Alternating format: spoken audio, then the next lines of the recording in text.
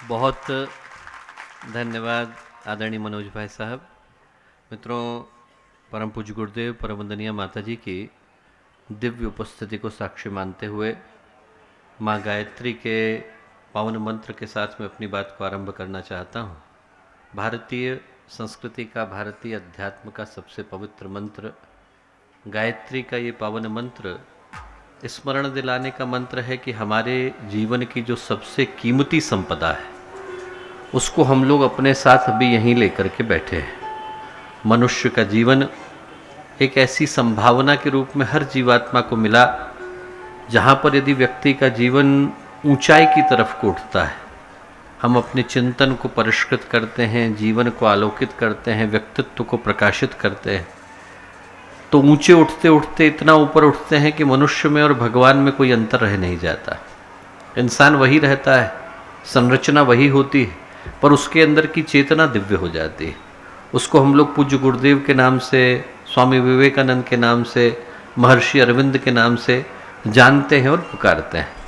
और उसी मनुष्य के जीवन में एक संभावना वो भी है कि जहाँ पर यदि व्यक्ति का जीवन गिरना शुरू होता है तो गिरते गिरते इतना गिरता है कि उसमें और पिशाच में अंतर नहीं रह जाता। हमारे जीवन के दो दरवाजे हैं। एक तरफ व्यक्ति नीचे गिरा तो पशु की तरह से हो जाता है और ऊपर उठा तो परमात्मा की तरह से हो जाता है। एक तरफ पशु बनने की यात्रा है तो दूसरी तरफ भगवान बनने की घटना घटती है। हमारे जीवन के उस सौभाग्य को साकार करने का मंत्र गायत्री का मंत्र है, जिसको पूज्य गुरुदेव ने मनुष्य में देवत्व का उदय, धरती पर स्वर्ग का अवतरण कह करके पुकारा। ये कहा कि कहीं और जाने की आवश्यकता नहीं, अपने ही जीवन के अंदर, अपने ही व्यक्तित्व के अंदर, अपने ही अस्तित्व के अंदर भगवान को जगाने की, भगवान को ढूंढने की आवश्यकता है। एक भगवान को मानने वाले कुछ हो सकते हैं, पर हो सकता है दूसरे ना हो। पर एक भगवान ऐसा है जिसको हमने कहा आत्मदेव। हमारे व्यक्तित्व के अंदर, हमारे जीवन के अंदर, हमारे अस्तित्व के अंदर अभी इसी क्षण वो उपस्थित भी है, विद्यमान भी है। जो उसको जान पाता है, जो उसको पहचान पाता है, उसका जीवन अपने आप स्वर्ग में बदल जाता है। और भारत की धरती से एक अद्भुत गूंज निकली। आप दुनिया के किसी कोने में चले जाइए, कहीं पर भी देवताओं का अध्ययन करिए तो आप पाएंगे कि सारी की सारी सभ्यताओं के अंदर जिनको हमने देवता कहकर के पुकारा वो मनुष्य से भिन्न है। हमारे ऊपर बैठे हैं, हमारे ऊपर शासन करते हैं, उनका मन चलता है तो हमें पुरस्कार देते हैं, उनका मन चलता है तो हमें दंड देते हैं।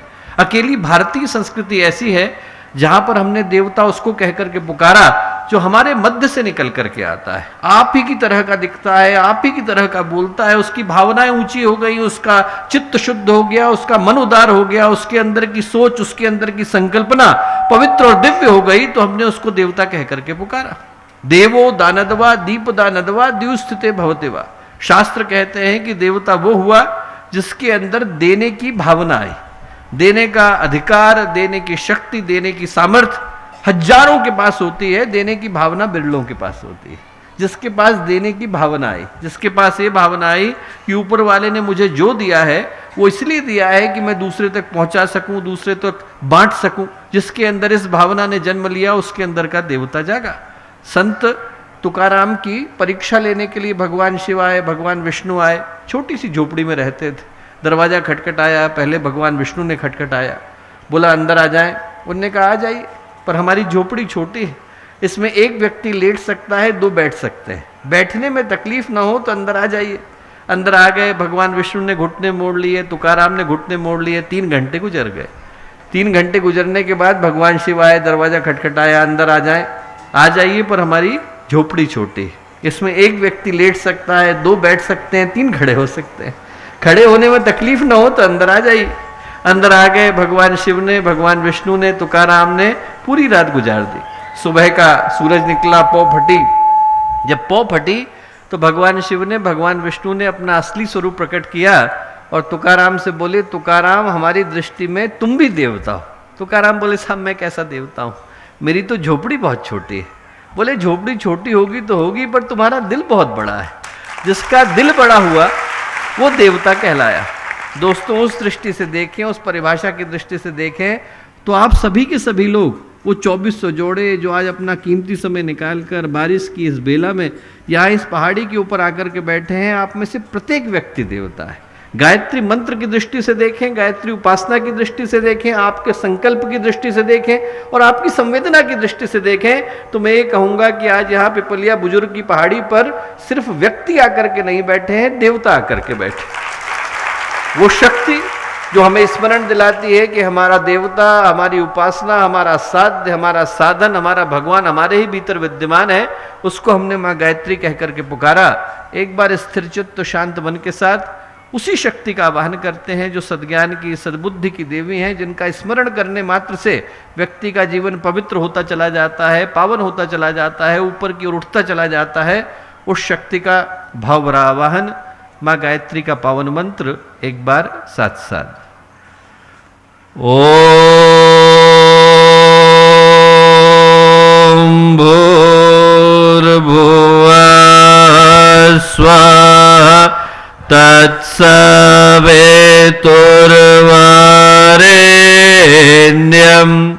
भर्गो देवस्य धीमहि धियो यो नः प्रचोदयात्।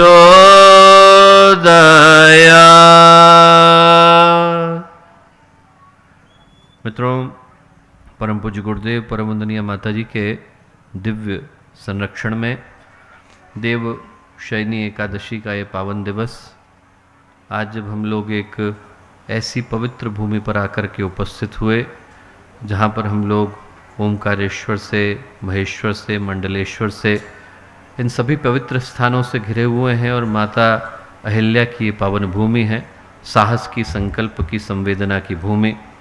एक ऐसी भूमि जिसने भारत ही नहीं बल्कि पूरे विश्व को दिशा दिखाने का कार्य किया। वहाँ पर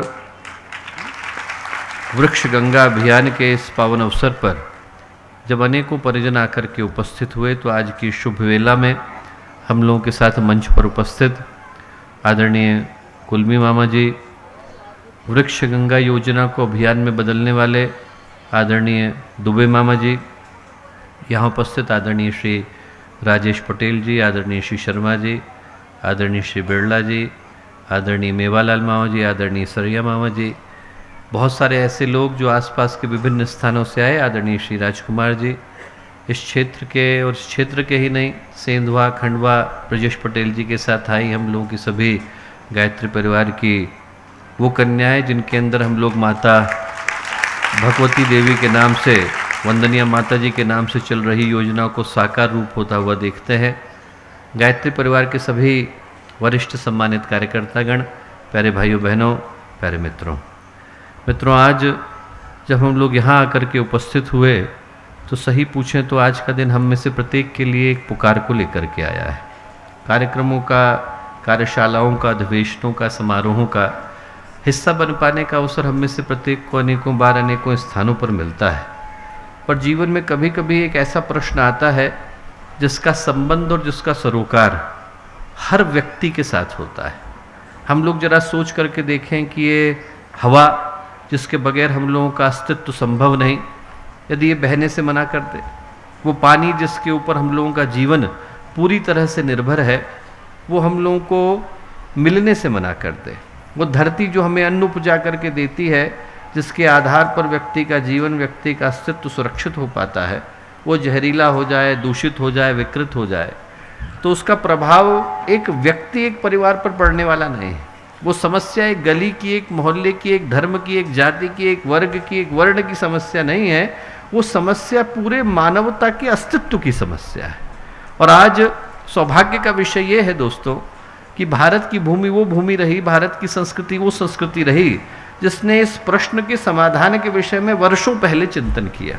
आज जिस उद्देश्य को लेकर के हम लोग यहाँ पहुँचे हैं, सही पूछे तो उसका समाधान सिर्फ अकेले भारत की समस्या का समाधान नहीं, बल्कि मानवता के भविष्य का समाधान है।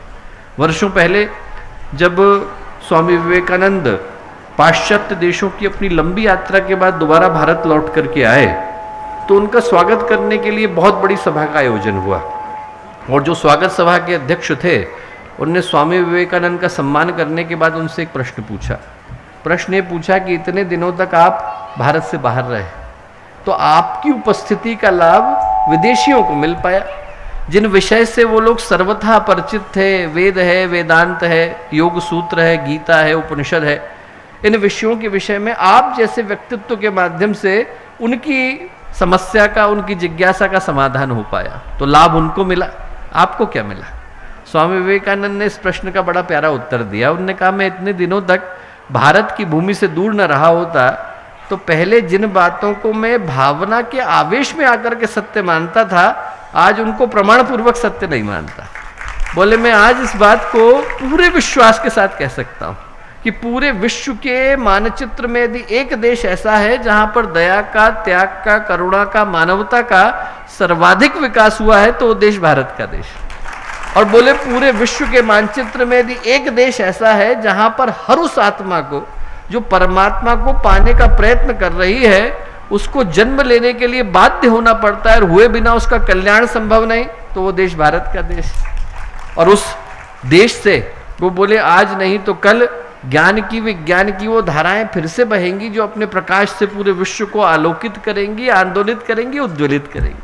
और उस दिन के लिए पूरे विश्व को आज से ही भारत का ऋणी होने की आवश्यकता है। हम लोग जरा सोच करके देखें कि भारत की भूमि वो भूमि रही दोस्तों जहां से उन समाधान के स्वरों ने जन्म लिया जो आज पूरे विश्व को दिशा दिखाते नजर आते हैं। एक अद्भुत चिंतन भारत की भूमि से निकला, और वो चिंतन ये निकला कि जितनी सृष्टि है, जहां तक आपकी दृष्टि जाती है, जहां तक दृष्टि नहीं जाती है, वो 5 ही तत्वों से निकल करके आई। 5 महाभूत है, 5 तन्मात्रा है, उनसे इस पूरे विश्व का निर्माण हुआ। क्षिति जल पावक गगन समीरा, 5 तत्व से रचित शरीरा। 5 तत्व से शरीर बन गए। आसमान में जाकर के बैठे तो दिशाएं बन गए, हाथ के अंदर उतरे तो योग तत्व मुद्रा विज्ञान बन गए, शरीर के अंदर उतरे तो आयुर्वेद बन गए, दिशाओं में जाकर के बैठे तो प्राकृतिक चिकित्सा बन गए। उन्हीं 5 तत्वों से इस पूरी सृष्टि का निर्माण हुआ। और आज की समस्या क्या है? आज की समस्या यह है दोस्तों कि उन 5 तत्वों के अंदर असंतुलन आ गया है। अकेले जल को यदि हम लोग उठा करके देखें तो इस धरती का 71% हिस्सा पूरी तरह से जल है, बह भी रहा है, ऊपर से बरस भी रहा है। वो जो 71% हिस्सा है उसमें से 2% ही हमारे हिस्से का है, क्योंकि बाकी का सब खारा पानी है। जो मीठा जल जिसको बोलते हैं, जिसको हम पी सकते हैं, इस्तेमाल कर सकते हैं, वो कितना है? 2%। और 2% में से भी 1% इंसान को उपलब्ध है। 1% में से बाकी का सारा हिस्सा ग्लेशियर में जाकर के बैठ गया है। हम लोग दोस्तों सौभाग्यशाली है कि आज भगवान इंद्र भी ऊपर से आकर के आपके इस आयोजन के ऊपर वर्षा स्वयं करने के लिए आए। अन्य जगहों पर तो उसको करने के लिए यज्ञ की व्यवस्था बनानी पड़ती है, और आप लोग इस चीज का सौभाग्य मानिए कि आज जब श्रावण का मास शुरू होने वाला है, पवित्र समय शुरू होने वाला है, हम लोग एक पवित्र आयोजन के लिए यहाँ आकर के बैठे हैं, तो इस आयोजन को अपना बनाने के लिए और ये कहने के लिए कि यहाँ पर मेरी भी उपस्थिति है, स्वयं देवराज इंद्र का आगमन हुआ है।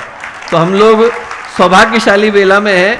और मैं आप लोगों को बता रहा था दोस्तों कि वो जो जल जिसके ऊपर आज इंसान का जीवन निर्भर करता है, 71% से ज़्यादा खारा, 2% के करीब तो मीठा, 2% में से भी 1% तो वो है जो ग्लेशियर के अंदर है, निकाल नहीं सकते हैं। बाकी का 70% हम लोगों ने कारखाने में लगा दिया, खेती में लगा दिया। इंसान के हिस्से में कितना आया? 0.007%। सिर्फ 0.07% जो है उसके ऊपर 7 खरब प्राणियों का जीवन निर्भर करता है। और उस पानी को हमने क्या किया है? जहरीला बना करके रख दिया है। कभी आचार्य शंकर ने कहा था, औषधि जाह्नवी तोयम वैद्यो नारायणो हरे। मेरी औषधि एक ही है, क्या? गंगा का जल। और मेरे चिकित्सक कौन है? भगवान नारायण। इसके अलावा और किसी चीज की मुझे जीवन में आवश्यकता नहीं। और आज गंगा का जल कितना दूषित हो गया। हम लोग जाते हैं, जब कानपुर के आगे बढ़ते हैं तो वहां पर पानी के अंदर इतना क्रोमियम आके गिर रहा है कि इंसान को छोड़ दीजिए, बंदर को कैंसर हो रहा है। वो पानी इतना जहरीला हो गया। हमारी आंखों के सामने पानी जहरीला हो गया, जहरीला भी हो गया, चला भी गया। आज पानी जहरीला है, हवा जहरीली। जब दिल्ली के अंदर वायु प्रदूषण आया तो वहां पर जो हानि पहुंचाने वाले तत्व थे वो सामान्य से 134% ज्यादा थे। कितने ज्यादा थे? 134%। 8-8 साल के बच्चे के फेफड़े उस व्यक्ति के बराबर हो रहे हैं जो पिछले 20 साल से सिगरेट पी रहा है।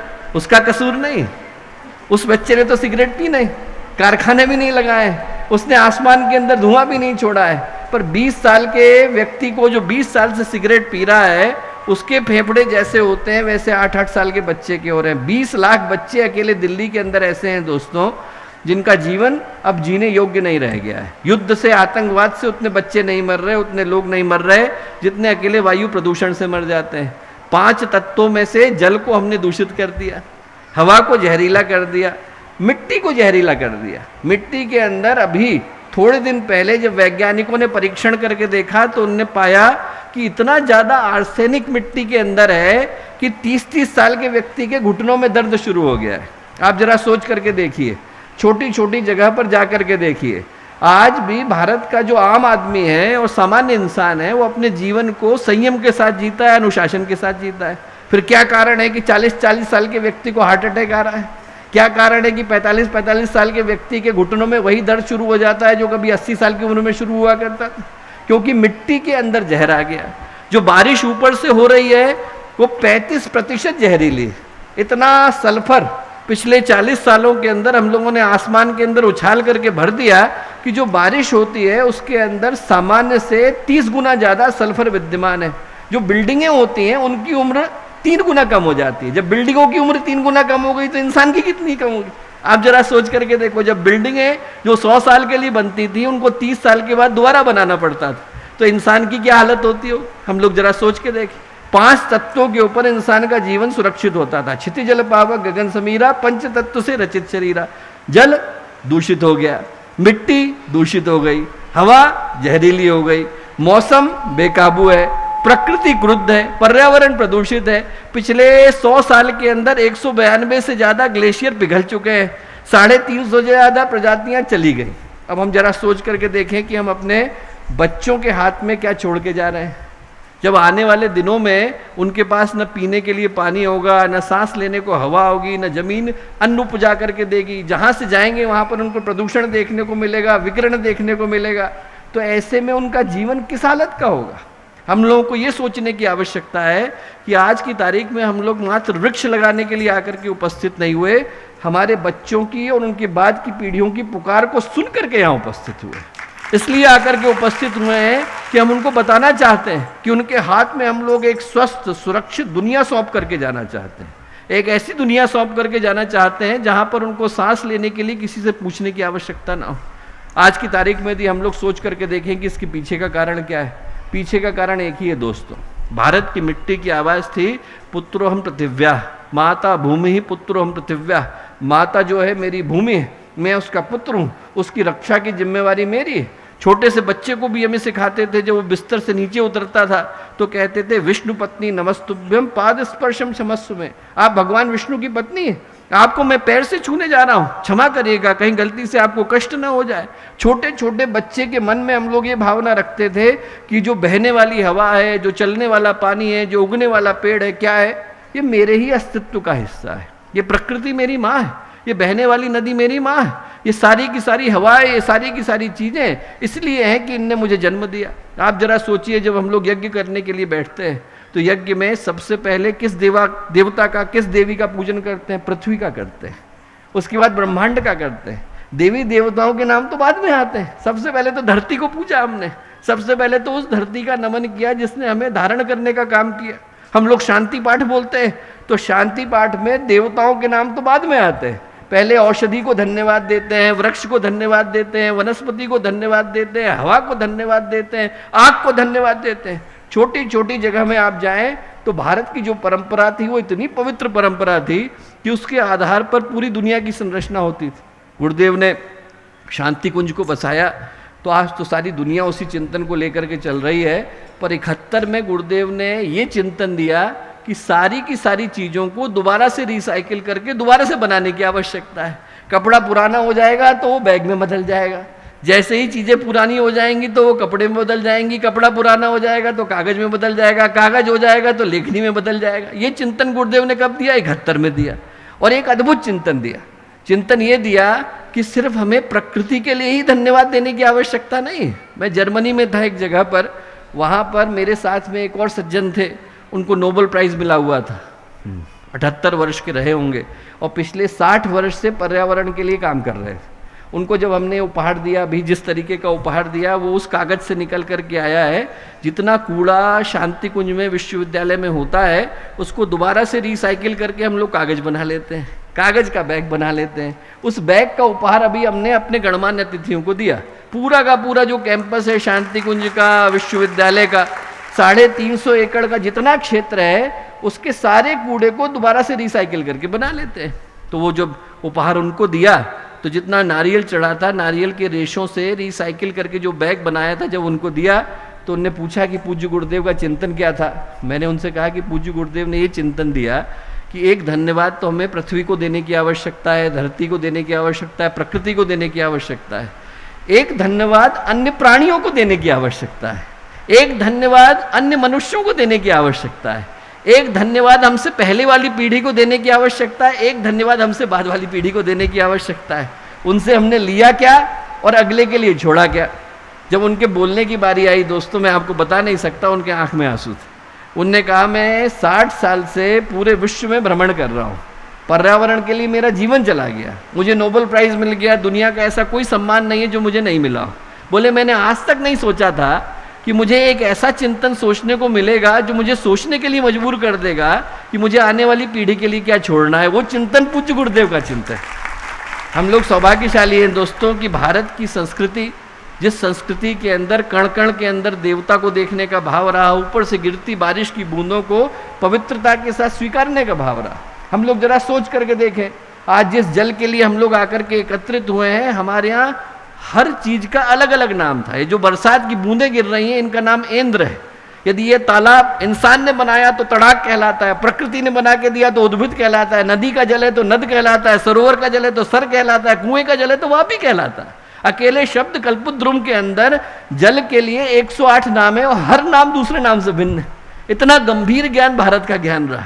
इस भारतीय संस्कृति का जो ज्ञान है वो ये ज्ञान है कि हम लोगों ने कहा कि भगवान विष्णु और कहीं नहीं है, जले विष्णु थले विष्णु। भगवान विष्णु इसी जल के अंदर विद्यमान है जो ऊपर से बरसता आ रहा है। हमारी संस्कृति की पुकार थी कि हमारे देवता, हमारे भगवान कण कण के अंदर विद्यमान है, प्रकृति के रूप में विद्यमान है। वो प्रकृति आज प्रदूषित हो गई।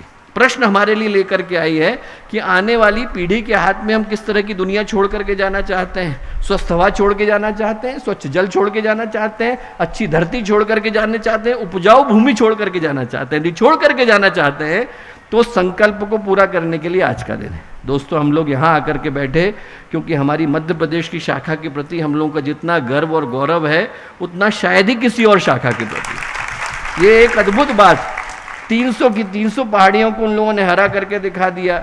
96,000 तो अकेले खरगोन के जिले में लगे। यदि आप पूरे मध्य प्रदेश को गिनेंगे तो करोड़ों की संख्या में पहुंच जाते हैं। अभी पिछले दिनों में किसी ने रिसर्च करके दिखाया कि जिस तारीख से वृक्ष गंगा अभियान गायत्री परिवार का शुरू हुआ तब भारत का कार्बन उत्सर्जन क्या था और जिस तारीख को आज चल रहा है तो भारत का कार्बन उत्सर्जन क्या है। भारत के कार्बन उत्सर्जन को 1/3 से ज्यादा कम करने का काम अकेले गायत्री परिवार ने किया। आप जरा सोच के देख।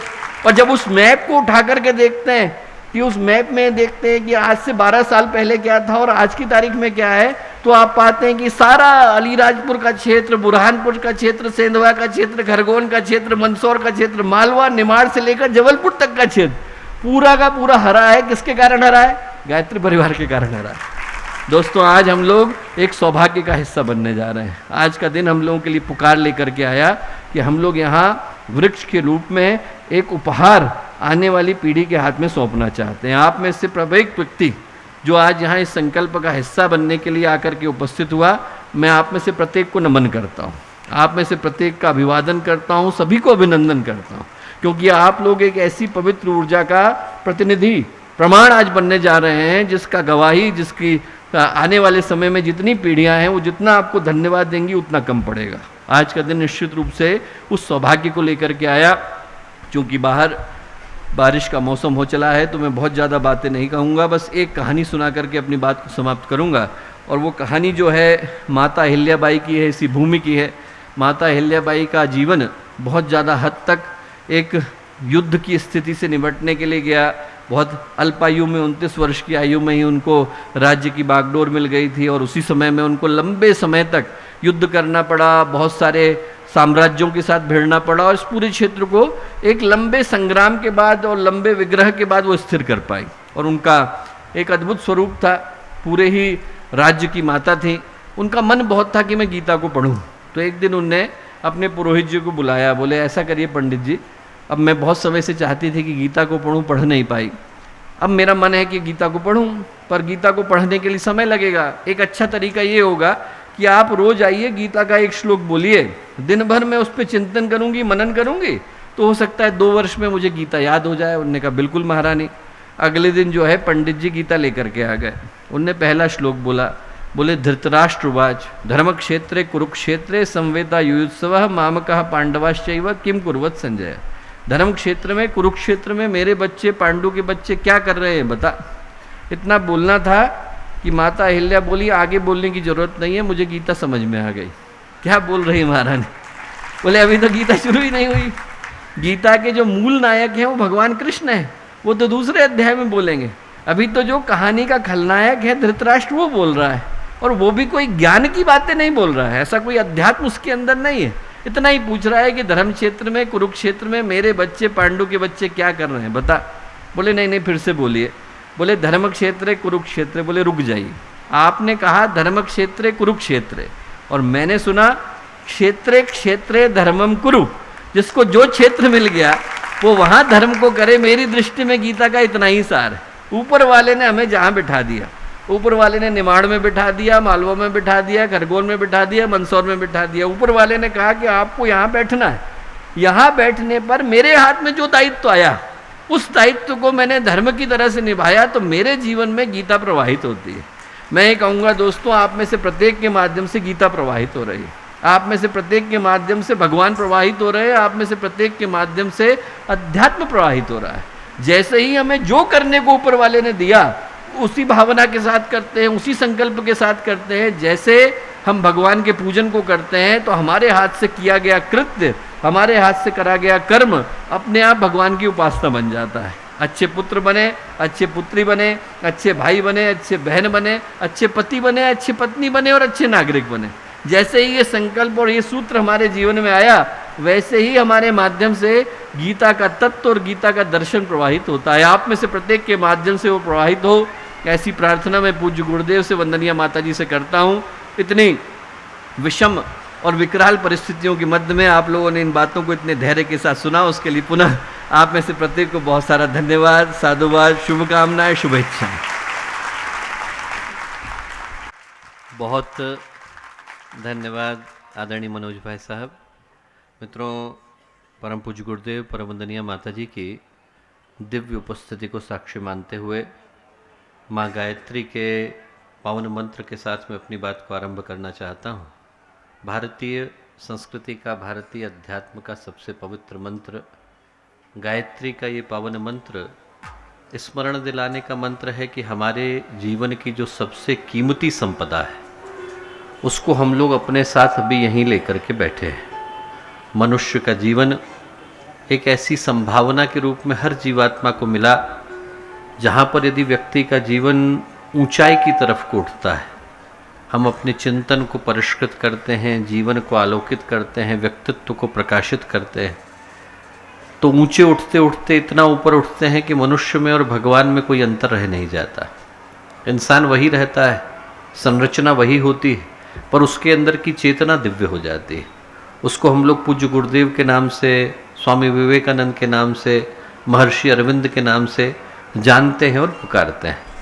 और उसी मनुष्य के जीवन में एक संभावना वो भी है कि जहाँ पर यदि व्यक्ति का जीवन गिरना शुरू होता है, तो गिरते गिरते इतना गिरता है कि उसमें और पिशाच में अंतर नहीं रह जाता। हमारे जीवन के 2 दरवाजे हैं। एक तरफ व्यक्ति नीचे गिरा तो पशु की तरह से हो जाता है, और ऊपर उठा तो परमात्मा की तरह से हो जाता है। एक तरफ पशु बनने की यात्रा है, तो दूसरी तरफ भगवान बनने की घटना घटती है। हमारे जीवन के उस सौभाग्य को साकार करने का मंत्र गायत्री का मंत्र है, जिसको पूज्य गुरुदेव ने मनुष्य में देवत्व का उदय, धरती पर स्वर्ग का अवतरण कह करके पुकारा। ये कहा कि कहीं और जाने की आवश्यकता नहीं, अपने ही जीवन के अंदर, अपने ही व्यक्तित्व के अंदर, अपने ही अस्तित्व के अंदर भगवान को जगाने की, भगवान को ढूंढने की आवश्यकता है। एक भगवान को मानने वाले कुछ हो सकते हैं, पर हो सकता है दूसरे ना हो। पर एक भगवान ऐसा है जिसको हमने कहा आत्मदेव, हमारे व्यक्तित्व के अंदर, हमारे जीवन के अंदर, हमारे अस्तित्व के अंदर अभी इसी क्षण वो उपस्थित भी है, विद्यमान भी है। जो उसको जान पाता है, जो उसको पहचान पाता है, उसका जीवन अपने आप स्वर्ग में बदल जाता है। और भारत की धरती से एक अद्भुत गूंज निकली। आप दुनिया के किसी कोने में चले जाइए, कहीं पर भी देवताओं का अध्ययन करिए, तो आप पाएंगे कि सारी की सारी सभ्यताओं के अंदर जिनको हमने देवता कहकर के पुकारा, वो मनुष्य से भिन्न है। हमारे ऊपर बैठे हैं, हमारे ऊपर शासन करते हैं, उनका मन चलता है तो हमें पुरस्कार देते हैं, उनका मन चलता है तो हमें दंड देते हैं। अकेली भारतीय संस्कृति ऐसी है जहां पर हमने देवता उसको कहकर के पुकारा जो हमारे मध्य से निकल करके आता है, आप ही की तरह का दिखता है, आप ही की तरह का बोलता है, उसकी भावनाएं ऊंची हो गई, उसका चित्त शुद्ध हो गया, उसका मन उदार हो गया, उसके अंदर की सोच, उसके अंदर की संकल्पना पवित्र और दिव्य हो गई, तो हमने उसको देवता कह करके पुकारा। देवो दानदवा दीप दानदवा द्युस्थिते भवतेवा। शास्त्र कहते हैं कि देवता वो हुआ जिसके अंदर देने की भावना आई, देने का अधिकार, देने की शक्ति, देने की सामर्थ्य हजारों के पास होती है, देने की भावना बिरलों के पास होती है। जिसके पास देने की भावना आई, जिसके पास ये भावना आई कि ऊपर वाले ने मुझे जो दिया है वो इसलिए दिया है कि मैं दूसरे तक पहुंचा सकूं, दूसरे तक बांट सकूं, जिसके अंदर इस भावना ने जन्म लिया, उसके अंदर का देवता जागा। संत तुकाराम की परीक्षा लेने के लिए भगवान शिव आए, भगवान विष्णु आए। छोटी सी झोपड़ी में रहते थे, दरवाजा खटखटाया, पहले भगवान विष्णु ने खटखटाया, बोला अंदर आ जाएं। उनने कहा आ जाइए, पर हमारी झोपड़ी छोटी है, इसमें एक व्यक्ति लेट सकता है, दो बैठ सकते हैं, बैठने में तकलीफ ना हो तो अंदर आ जाइए। अंदर आ गए, भगवान विष्णु ने घुटने मोड़ लिए, तुकाराम ने घुटने मोड़ लिए, 3 घंटे गुजर गए। 3 घंटे गुजरने के बाद भगवान शिव आए, दरवाजा खटखटाया, अंदर आ जाए, आ जाइए, पर हमारी झोपड़ी छोटी है, इसमें एक व्यक्ति लेट सकता है, 2 बैठ सकते हैं, 3 खड़े हो सकते हैं, खड़े होने में तकलीफ ना हो तो अंदर आ जाइए। अंदर आ गए, भगवान शिव ने, भगवान विष्णु ने, तुकाराम ने पूरी रात गुजार दी। सुबह का सूरज निकला, पौ फटी। जब पौ फटी तो भगवान शिव ने, भगवान विष्णु ने अपना असली स्वरूप प्रकट किया और तुकाराम से बोले, तुकाराम हमारी दृष्टि में तुम भी देवता हो। तुकाराम बोले, साहब मैं कैसा देवता हूँ, मेरी तो झोपड़ी बहुत छोटी है।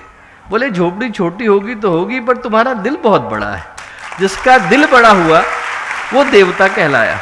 दोस्तों उस दृष्टि से देखें, उस परिभाषा की दृष्टि से देखें तो आप सभी के सभी लोग, वो 2400 जोड़े जो आज अपना कीमती समय निकालकर बारिश की इस बेला में यहाँ इस पहाड़ी के ऊपर आकर के बैठे हैं, आप में से प्रत्येक व्यक्ति देवता है। गायत्री मंत्र की दृष्टि से देखें, गायत्री उपासना की दृष्टि से देखें, आपके संकल्प की दृष्टि से देखें और आपकी संवेदना की दृष्टि से देखें, तो मैं ये कहूँगा कि आज यहाँ पिपलिया बुजुर्ग की पहाड़ी पर सिर्फ व्यक्ति आकर के नहीं बैठे हैं, देवता आकर के बैठे। वो शक्ति जो हमें स्मरण दिलाती है कि हमारा देवता, हमारी उपासना, हमारा साध्य, हमारा साधन, हमारा भगवान हमारे ही भीतर विद्यमान है, उसको हमने माँ गायत्री कह करके पुकारा। एक बार स्थिर चित्त शांत मन के साथ उसी शक्ति का आवाहन करते हैं जो सद्ज्ञान की, सद्बुद्धि की देवी हैं, जिनका स्मरण करने मात्र से व्यक्ति का जीवन पवित्र होता चला जाता है, पावन होता चला जाता है, ऊपर की ओर उठता चला जाता है। उस शक्ति का भावरा आवाहन, माँ गायत्री का पावन मंत्र एक बार साथ साथ। ओम भूर्भुवः स्वः तत्सवितुर्वरेण्यं भर्गो देवस्य धीमहि धियो यो नः प्रचोदयात्।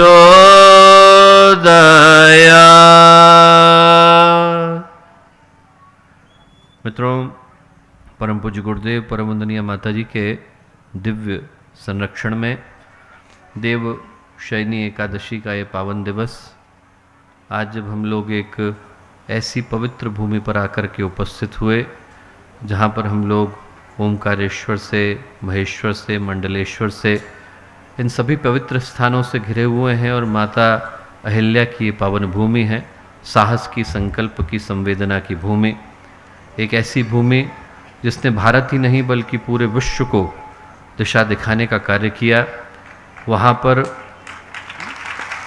वृक्ष गंगा अभियान के इस पावन अवसर पर जब अनेकों परिजन आकर के उपस्थित हुए, तो आज की शुभ वेला में हम लोगों के साथ मंच पर उपस्थित आदरणीय कुलमी मामा जी, वृक्ष गंगा योजना को अभियान में बदलने वाले आदरणीय दुबे मामा जी, यहाँ उपस्थित आदरणीय श्री राजेश पटेल जी, आदरणीय श्री शर्मा जी, आदरणीय श्री बिरला जी, आदरणीय मेवालाल मामा जी, आदरणीय सरिया मामा जी, बहुत सारे ऐसे लोग जो आसपास के विभिन्न स्थानों से आए, आदरणीय श्री राजकुमार जी, इस क्षेत्र के और इस क्षेत्र के ही नहीं, सेंधवा खंडवा ब्रजेश पटेल जी के साथ आई हम लोगों की सभी गायत्री परिवार की वो कन्याएं जिनके अंदर हम लोग माता भगवती देवी के नाम से, वंदनीय माता जी के नाम से चल रही योजना को साकार रूप होता हुआ देखते हैं। गायत्री परिवार के सभी वरिष्ठ सम्मानित कार्यकर्तागण, प्यारे भाइयों बहनों, प्यारे मित्रों, आज जब हम लोग यहाँ आकर के उपस्थित हुए तो सही पूछें तो आज का दिन हम में से प्रत्येक के लिए एक पुकार को लेकर के आया है। कार्यक्रमों का, कार्यशालाओं का, अधिवेशनों का, समारोहों का हिस्सा बन पाने का अवसर हम में से प्रत्येक को अनेकों बार अनेकों स्थानों पर मिलता है, पर जीवन में कभी कभी एक ऐसा प्रश्न आता है जिसका संबंध और जिसका सरोकार हर व्यक्ति के साथ होता है।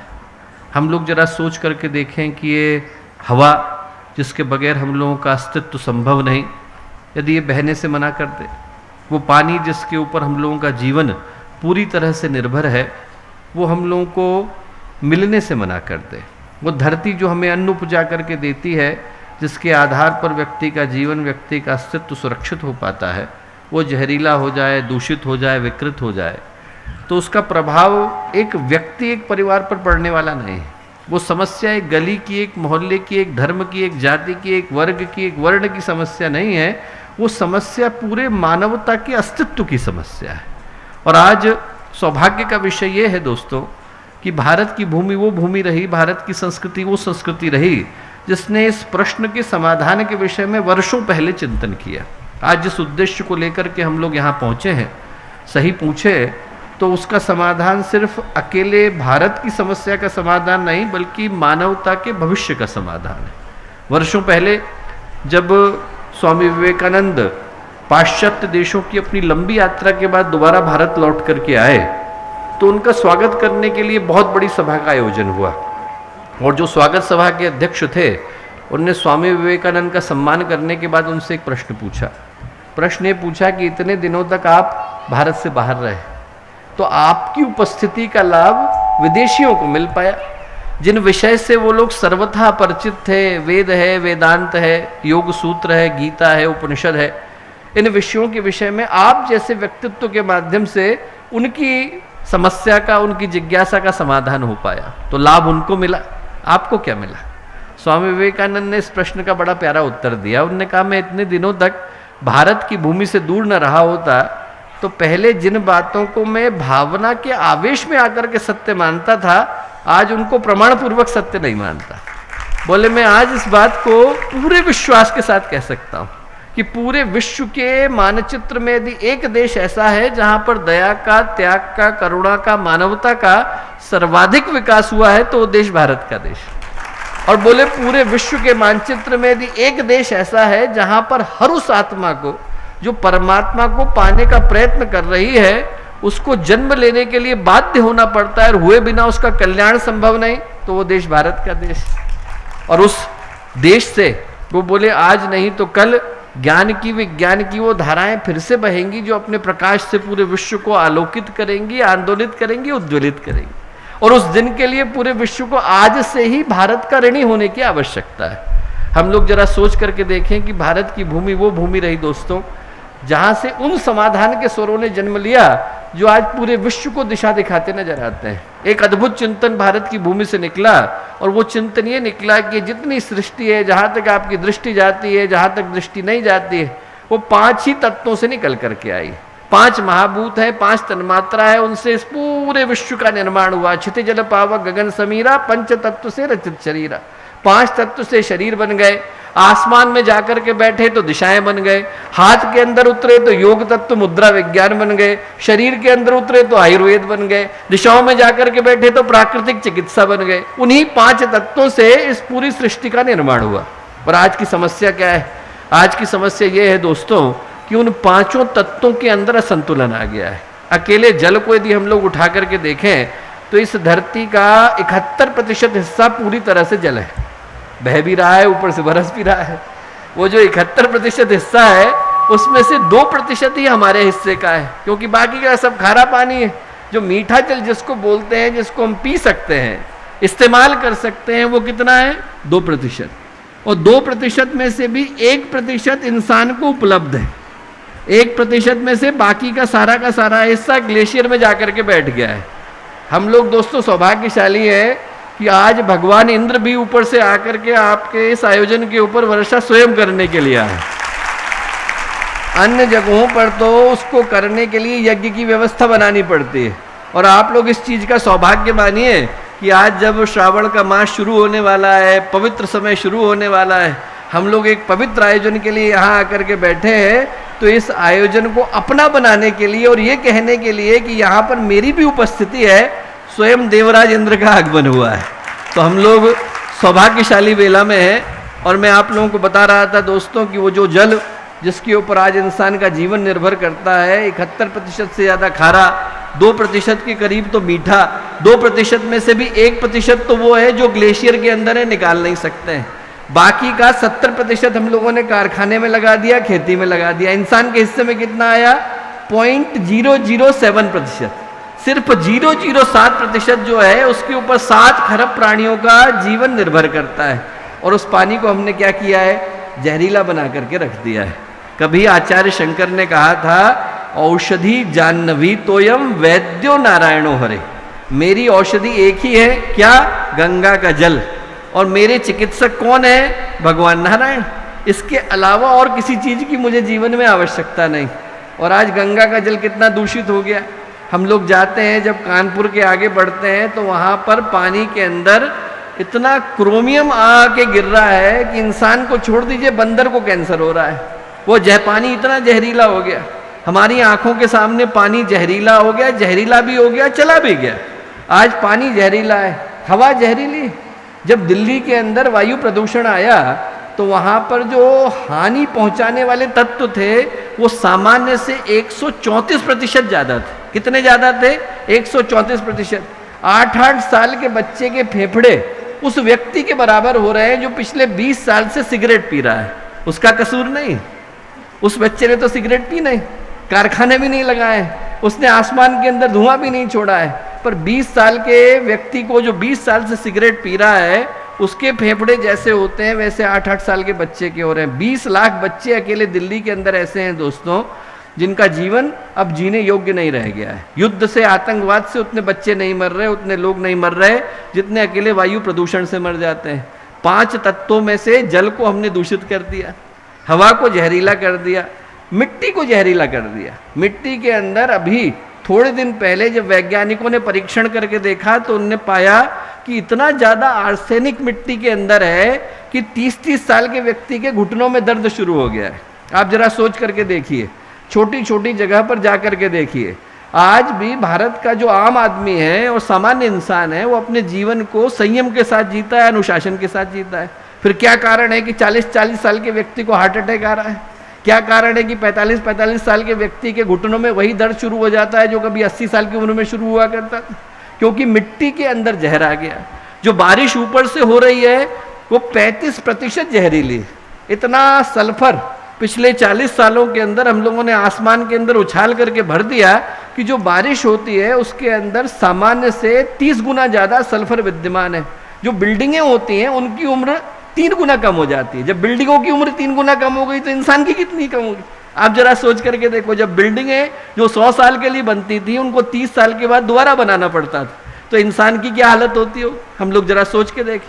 5 तत्वों के ऊपर इंसान का जीवन सुरक्षित होता था। क्षिति जल पावक गगन समीरा, 5 तत्व से रचित शरीरा। जल दूषित हो गया, मिट्टी दूषित हो गई, हवा जहरीली हो गई, मौसम बेकाबू है, प्रकृति क्रुद्ध है, पर्यावरण प्रदूषित है। पिछले 100 साल के अंदर 192 से ज्यादा ग्लेशियर पिघल चुके हैं, 350 से ज्यादा प्रजातियां चली गई। अब हम जरा सोच करके देखें कि हम अपने बच्चों के हाथ में क्या छोड़ के जा रहे हैं। जब आने वाले दिनों में उनके पास न पीने के लिए पानी होगा, न सांस लेने को हवा होगी, न जमीन अन्न उपजा करके देगी, जहाँ से जाएंगे वहाँ पर उनको प्रदूषण देखने को मिलेगा, विकिरण देखने को मिलेगा, तो ऐसे में उनका जीवन किस हालत का होगा। हम लोगों को ये सोचने की आवश्यकता है कि आज की तारीख में हम लोग मात्र वृक्ष लगाने के लिए आकर के उपस्थित नहीं हुए, हमारे बच्चों की और उनके बाद की पीढ़ियों की पुकार को सुन करके यहाँ उपस्थित हुए। इसलिए आकर के उपस्थित हुए हैं कि हम उनको बताना चाहते हैं कि उनके हाथ में हम लोग एक स्वस्थ सुरक्षित दुनिया सौंप करके जाना चाहते हैं, एक ऐसी दुनिया सौंप करके जाना चाहते हैं जहाँ पर उनको सांस लेने के लिए किसी से पूछने की आवश्यकता ना हो। आज की तारीख में यदि हम लोग सोच करके देखें कि इसके पीछे का कारण क्या है, पीछे का कारण एक ही है दोस्तों। भारत की मिट्टी की आवाज़ थी पुत्रोहम पृथिव्या, माता भूमि ही पुत्रोहम पृथिव्या। माता जो है मेरी भूमि है, मैं उसका पुत्र हूँ, उसकी रक्षा की जिम्मेवारी मेरी है। छोटे से बच्चे को भी हमें सिखाते थे, जब वो बिस्तर से नीचे उतरता था तो कहते थे विष्णु पत्नी नमस्तुभ्यम पाद स्पर्शम क्षमस्व में। आप भगवान विष्णु की पत्नी है, आपको मैं पैर से छूने जा रहा हूँ, क्षमा करिएगा, कहीं गलती से आपको कष्ट ना हो जाए। छोटे छोटे बच्चे के मन में हम लोग ये भावना रखते थे कि जो बहने वाली हवा है, जो चलने वाला पानी है, जो उगने वाला पेड़ है, क्या है, ये मेरे ही अस्तित्व का हिस्सा है, ये प्रकृति मेरी माँ है, ये बहने वाली नदी मेरी माँ है, ये सारी की सारी हवाएं, ये सारी की सारी चीज़ें इसलिए हैं कि इनने मुझे जन्म दिया। आप जरा सोचिए, जब हम लोग यज्ञ करने के लिए बैठते हैं तो यज्ञ में सबसे पहले किस देवता का, किस देवी का पूजन करते हैं? पृथ्वी का करते हैं, उसके बाद ब्रह्मांड का करते हैं। देवी देवताओं के नाम तो बाद में आते हैं, सबसे पहले तो धरती को पूजा हमने, सबसे पहले तो उस धरती का नमन किया जिसने हमें धारण करने का काम किया। हम लोग शांति पाठ बोलते हैं तो शांति पाठ में देवताओं के नाम तो बाद में आते हैं, पहले औषधि को धन्यवाद देते हैं, वृक्ष को धन्यवाद देते हैं, वनस्पति को धन्यवाद देते हैं, हवा को धन्यवाद देते हैं, आग को धन्यवाद देते हैं। छोटी छोटी जगह में आप जाएं तो भारत की जो परंपरा थी वो इतनी पवित्र परंपरा थी कि उसके आधार पर पूरी दुनिया की संरचना होती थी। गुरुदेव ने शांति कुंज को बसाया तो आज तो सारी दुनिया उसी चिंतन को लेकर के चल रही है। पर 71 में गुरुदेव ने ये चिंतन दिया कि सारी की सारी चीज़ों को दोबारा से रिसाइकिल करके दोबारा से बनाने की आवश्यकता है। कपड़ा पुराना हो जाएगा तो वो बैग में बदल जाएगा, जैसे ही चीज़ें पुरानी हो जाएंगी तो वो कपड़े में बदल जाएंगी, कपड़ा पुराना हो जाएगा तो कागज़ में बदल जाएगा, कागज़ हो जाएगा तो लेखनी में बदल जाएगा। ये चिंतन गुरुदेव ने कब दिया? 71 में दिया। और एक अद्भुत चिंतन दिया, चिंतन ये दिया कि सिर्फ हमें प्रकृति के लिए ही धन्यवाद देने की आवश्यकता नहीं। मैं जर्मनी में था एक जगह पर, वहाँ पर मेरे साथ में एक और सज्जन थे, उनको नोबेल प्राइज़ मिला हुआ था, 78 वर्ष के रहे होंगे और पिछले 60 वर्ष से पर्यावरण के लिए काम कर रहे थे। उनको जब हमने उपहार दिया, अभी जिस तरीके का उपहार दिया वो उस कागज़ से निकल कर के आया है। जितना कूड़ा शांति कुंज में विश्वविद्यालय में होता है उसको दोबारा से रिसाइकिल करके हम लोग कागज़ बना लेते हैं, कागज़ का बैग बना लेते हैं। उस बैग का उपहार अभी हमने अपने गणमान्य अतिथियों को दिया। पूरा का पूरा जो कैंपस है शांति कुंज का, विश्वविद्यालय का, 350 एकड़ का जितना क्षेत्र है उसके सारे कूड़े को दोबारा से रिसाइकिल करके बना लेते हैं। तो वो जब उपहार उनको दिया तो जितना नारियल चढ़ा था, नारियल के रेशों से रिसाइकिल करके जो बैग बनाया था, जब उनको दिया तो उनने पूछा कि पूज्य गुरुदेव का चिंतन क्या था। मैंने उनसे कहा कि पूज्य गुरुदेव ने ये चिंतन दिया कि एक धन्यवाद तो हमें पृथ्वी को देने की आवश्यकता है, धरती को देने की आवश्यकता है, प्रकृति को देने की आवश्यकता है। एक धन्यवाद अन्य प्राणियों को देने की आवश्यकता है, एक धन्यवाद अन्य मनुष्यों को देने की आवश्यकता है, एक धन्यवाद हमसे पहले वाली पीढ़ी को देने की आवश्यकता है, एक धन्यवाद हमसे बाद वाली पीढ़ी को देने की आवश्यकता है। उनसे हमने लिया क्या और अगले के लिए छोड़ा क्या। जब उनके बोलने की बारी आई दोस्तों, मैं आपको बता नहीं सकता, उनके आंख में आंसू थे। उनने कहा मैं 60 साल से पूरे विश्व में भ्रमण कर रहा हूँ, पर्यावरण के लिए मेरा जीवन चला गया, मुझे नोबेल प्राइज़ मिल गया, दुनिया का ऐसा कोई सम्मान नहीं है जो मुझे नहीं मिला। बोले मैंने आज तक नहीं सोचा था कि मुझे एक ऐसा चिंतन सोचने को मिलेगा जो मुझे सोचने के लिए मजबूर कर देगा कि मुझे आने वाली पीढ़ी के लिए क्या छोड़ना है। वो चिंतन पूज्य गुरुदेव का चिंतन। हम लोग सौभाग्यशाली हैं दोस्तों कि भारत की संस्कृति, जिस संस्कृति के अंदर कण कण के अंदर देवता को देखने का भाव रहा, ऊपर से गिरती बारिश की बूंदों को पवित्रता के साथ स्वीकारने का भाव रहा। हम लोग जरा सोच करके देखें, आज जिस जल के लिए हम लोग आकर के एकत्रित हुए हैं, हमारे यहाँ हर चीज का अलग अलग नाम था। ये जो बरसात की बूंदें गिर रही हैं इनका नाम इंद्र है। यदि ये तालाब इंसान ने बनाया तो तड़ाक कहलाता है, प्रकृति ने बना के दिया तो उद्भिद कहलाता है, नदी का जल है तो नद कहलाता है, सरोवर का जल है तो सर कहलाता है, कुएं का जल है तो वापी कहलाता है। अकेले शब्द कल्पद्रुम के अंदर जल के लिए 108 नाम है और हर नाम दूसरे नाम से भिन्न है। इतना गंभीर ज्ञान भारत का ज्ञान रहा। इस भारतीय संस्कृति का जो ज्ञान है वो ये ज्ञान है कि हम लोगों ने कहा कि भगवान विष्णु और कहीं नहीं है, जले विष्णु थले विष्णु।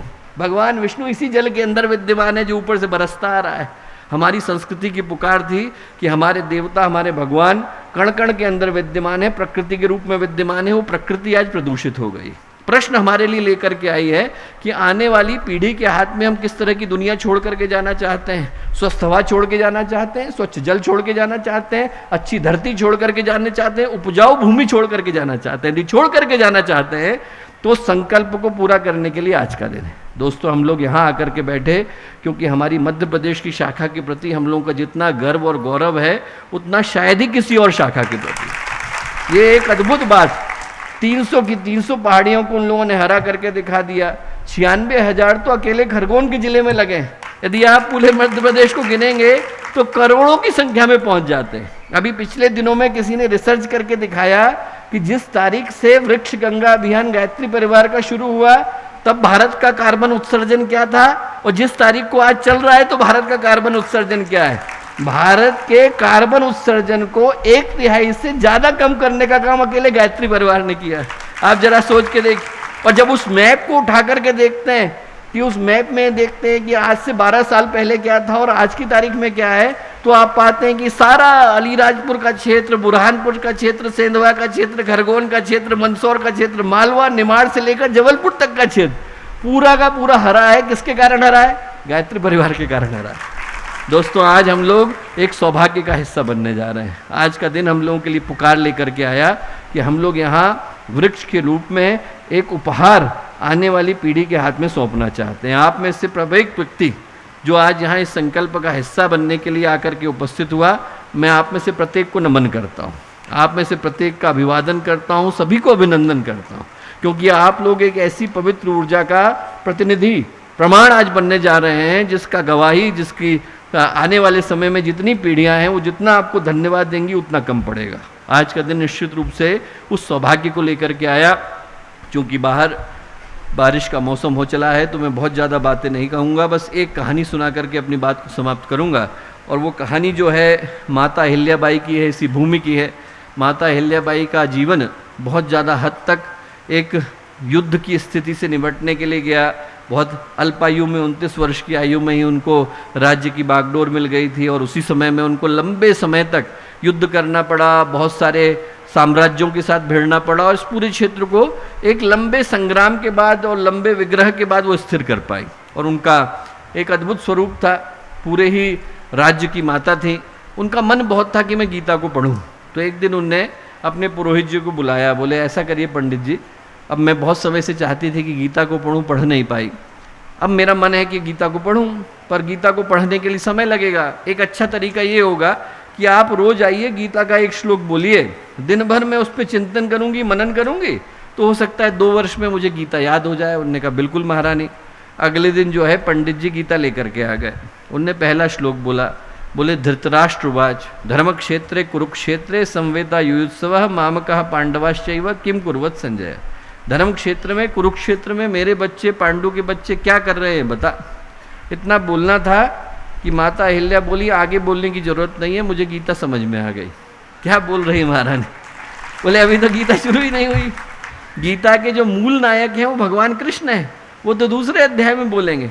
अभी तो जो कहानी का खलनायक है धृतराष्ट्र, वो बोल रहा है, और वो भी कोई ज्ञान की बातें नहीं बोल रहा है, ऐसा कोई अध्यात्म उसके अंदर नहीं है। इतना ही पूछ रहा है कि धर्म क्षेत्र में, कुरुक्षेत्र में मेरे बच्चे, पांडु के बच्चे क्या कर रहे हैं बता। बोले नहीं नहीं फिर से बोलिए। बोले धर्म क्षेत्र कुरुक्षेत्र। बोले रुक जाइए, आपने कहा धर्म क्षेत्र कुरुक्षेत्र और मैंने सुना क्षेत्रे क्षेत्रे धर्मम कुरु। जिसको जो क्षेत्र मिल गया वो वहाँ धर्म को करे। मेरी दृष्टि में गीता का इतना ही सार है। ऊपर वाले ने हमें जहाँ बिठा दिया, ऊपर वाले ने निमाड़ में बिठा दिया, मालवा में बिठा दिया, खरगोन में बिठा दिया, मंदसौर में बिठा दिया। ऊपर वाले ने कहा कि आपको यहाँ बैठना है। यहाँ बैठने पर मेरे हाथ में जो दायित्व आया उस दायित्व को मैंने धर्म की तरह से निभाया, तो मेरे जीवन में गीता प्रवाहित होती है। मैं ये कहूँगा दोस्तों, आप में से प्रत्येक के माध्यम से गीता प्रवाहित हो रही है, आप में से प्रत्येक के माध्यम से भगवान प्रवाहित हो रहे हैं, आप में से प्रत्येक के माध्यम से अध्यात्म प्रवाहित हो रहा है। जैसे ही हमें जो करने को ऊपर वाले ने दिया उसी भावना के साथ करते हैं, उसी संकल्प के साथ करते हैं। जैसे हम भगवान के पूजन को करते हैं तो हमारे हाथ से किया गया कृत्य, हमारे हाथ से करा गया कर्म अपने आप भगवान की उपासना बन जाता है। अच्छे पुत्र बने, अच्छे पुत्री बने, अच्छे भाई बने, अच्छे बहन बने, अच्छे पति बने, अच्छी पत्नी बने और अच्छे नागरिक बने। जैसे ही ये संकल्प और ये सूत्र हमारे जीवन में आया, वैसे ही हमारे माध्यम से गीता का तत्व और गीता का दर्शन प्रवाहित होता है। आप में से प्रत्येक के माध्यम से वो प्रवाहित हो, ऐसी प्रार्थना मैं पूज्य गुरुदेव से, वंदनीय माता जी से करता हूँ। इतनी विषम और विकराल परिस्थितियों के मध्य में आप लोगों ने इन बातों को इतने धैर्य के साथ सुना, उसके लिए पुनः आप में से प्रत्येक को बहुत सारा धन्यवाद, साधुवाद, शुभकामनाएं, शुभेच्छाएं। बहुत धन्यवाद आदरणीय मनोज भाई साहब। मित्रों, परम पूज्य गुरुदेव परम वंदनीय माता जी की दिव्य उपस्थिति को साक्षी मानते हुए माँ गायत्री के पावन मंत्र के साथ मैं अपनी बात को आरंभ करना चाहता हूँ। भारतीय संस्कृति का, भारतीय अध्यात्म का सबसे पवित्र मंत्र गायत्री का ये पावन मंत्र स्मरण दिलाने का मंत्र है कि हमारे जीवन की जो सबसे कीमती संपदा है उसको हम लोग अपने साथ अभी यहीं लेकर के बैठे हैं। मनुष्य का जीवन एक ऐसी संभावना के रूप में हर जीवात्मा को मिला जहाँ पर यदि व्यक्ति का जीवन ऊंचाई की तरफ को उठता है, हम अपने चिंतन को परिष्कृत करते हैं, जीवन को आलोकित करते हैं, व्यक्तित्व को प्रकाशित करते हैं, तो ऊंचे उठते उठते इतना ऊपर उठते हैं कि मनुष्य में और भगवान में कोई अंतर रह नहीं जाता। इंसान वही रहता है, संरचना वही होती है, पर उसके अंदर की चेतना दिव्य हो जाती है। उसको हम लोग पूज्य गुरुदेव के नाम से, स्वामी विवेकानंद के नाम से, महर्षि अरविंद के नाम से जानते हैं और पुकारते हैं। और उसी मनुष्य के जीवन में एक संभावना वो भी है कि जहाँ पर यदि व्यक्ति का जीवन गिरना शुरू होता है तो गिरते गिरते इतना गिरता है कि उसमें और पिशाच में अंतर नहीं रह जाता। हमारे जीवन के दो दरवाजे हैं। एक तरफ व्यक्ति नीचे गिरा तो पशु की तरह से हो जाता है और ऊपर उठा तो परमात्मा की तरह से हो जाता है। एक तरफ पशु बनने की यात्रा है तो दूसरी तरफ भगवान बनने की घटना घटती है। हमारे जीवन के उस सौभाग्य को साकार करने का मंत्र गायत्री का मंत्र है, जिसको पूज्य गुरुदेव ने मनुष्य में देवत्व का उदय, धरती पर स्वर्ग का अवतरण कह करके पुकारा। ये कहा कि कहीं और जाने की आवश्यकता नहीं, अपने ही जीवन के अंदर, अपने ही व्यक्तित्व के अंदर, अपने ही अस्तित्व के अंदर भगवान को जगाने की, भगवान को ढूंढने की आवश्यकता है। एक भगवान को मानने वाले कुछ हो सकते हैं, पर हो सकता है दूसरे ना हो। पर एक भगवान ऐसा है जिसको हमने कहा आत्मदेव। हमारे व्यक्तित्व के अंदर, हमारे जीवन के अंदर, हमारे अस्तित्व के अंदर अभी इसी क्षण वो उपस्थित भी है, विद्यमान भी है। जो उसको जान पाता है, जो उसको पहचान पाता है, उसका जीवन अपने आप स्वर्ग में बदल जाता है। और भारत की धरती से एक अद्भुत गूंज निकली। आप दुनिया के किसी कोने में चले जाइए, कहीं पर भी देवताओं का अध्ययन करिए तो आप पाएंगे कि सारी की सारी सभ्यताओं के अंदर जिनको हमने देवता कहकर के पुकारा वो मनुष्य से भिन्न है। हमारे ऊपर बैठे हैं, हमारे ऊपर शासन करते हैं, उनका मन चलता है तो हमें पुरस्कार देते हैं, उनका मन चलता है तो हमें दंड देते हैं। अकेली भारतीय संस्कृति ऐसी है जहां पर हमने देवता उसको कहकर के पुकारा जो हमारे मध्य से निकल करके आता है, आप ही की तरह का दिखता है, आप ही की तरह का बोलता है, उसकी भावनाएं ऊंची हो गई, उसका चित्त शुद्ध हो गया, उसका मन उदार हो गया, उसके अंदर की सोच, उसके अंदर की संकल्पना पवित्र और दिव्य हो गई, तो हमने उसको देवता कह करके पुकारा। देवो दानदवा दीप दानदवा द्युस्थिते भवतेवा। शास्त्र कहते हैं कि देवता वो हुआ जिसके अंदर देने की भावना आई, देने का अधिकार, देने की शक्ति, देने की सामर्थ्य हजारों के पास होती है, देने की भावना बिरलों के पास होती है। जिसके पास देने की भावना आई, जिसके पास ये भावना आई कि ऊपर वाले ने मुझे जो दिया है वो इसलिए दिया है कि मैं दूसरे तक पहुंचा सकूं, दूसरे तक बांट सकूं, जिसके अंदर इस भावना ने जन्म लिया उसके अंदर का देवता जागा।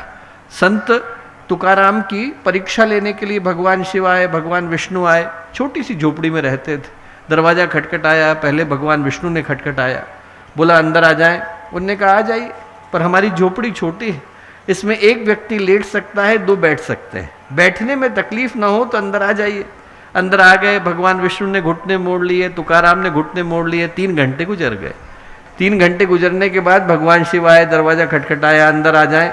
आ जाइए, पर हमारी झोपड़ी छोटी, इसमें एक व्यक्ति लेट सकता है, 2 बैठ सकते हैं, 3 खड़े हो सकते हैं। खड़े होने में तकलीफ ना हो तो अंदर आ जाइए। अंदर आ गए, भगवान शिव ने, भगवान विष्णु ने, तुकाराम ने पूरी रात गुजार दी। सुबह का सूरज निकला, पौ फटी। जब पौ फटी तो भगवान शिव ने, भगवान विष्णु ने अपना असली स्वरूप प्रकट किया और तुकाराम से बोले, तुकाराम हमारी दृष्टि में तुम भी देवता हो। तुकाराम बोले, साहब मैं कैसा देवता हूँ, मेरी तो झोपड़ी बहुत छोटी है। बोले झोपड़ी छोटी होगी तो होगी, पर तुम्हारा दिल बहुत बड़ा है। जिसका दिल बड़ा हुआ वो देवता कहलाया। दोस्तों उस दृष्टि से देखें, उस परिभाषा की दृष्टि से देखें तो आप सभी के सभी लोग, वो 2400 जोड़े जो आज अपना कीमती समय निकालकर बारिश की इस बेला में यहाँ इस पहाड़ी के ऊपर आकर के बैठे हैं, आप में से प्रत्येक व्यक्ति देवता है। गायत्री मंत्र की दृष्टि से देखें, गायत्री उपासना की दृष्टि से देखें, आपके संकल्प की दृष्टि से देखें और आपकी संवेदना की दृष्टि से देखें, तो मैं ये कहूँगा कि आज यहाँ पिपलिया बुजुर्ग की पहाड़ी पर सिर्फ व्यक्ति आकर के नहीं बैठे हैं, देवता आकर के बैठे। वो शक्ति जो हमें स्मरण दिलाती है कि हमारा देवता, हमारी उपासना, हमारा साध्य, हमारा साधन, हमारा भगवान हमारे ही भीतर विद्यमान है, उसको हमने माँ गायत्री कह करके पुकारा। एक बार स्थिर चित्त शांत मन के साथ उसी शक्ति का आवाहन करते हैं जो सद्ज्ञान की, सद्बुद्धि की देवी हैं, जिनका स्मरण करने मात्र से व्यक्ति का जीवन पवित्र होता चला जाता है, पावन होता चला जाता है, ऊपर की ओर उठता चला जाता है। उस शक्ति का भाव भरा आवाहन, माँ गायत्री का पावन मंत्र एक बार साथ साथ। ओम भूर्भुवः स्वः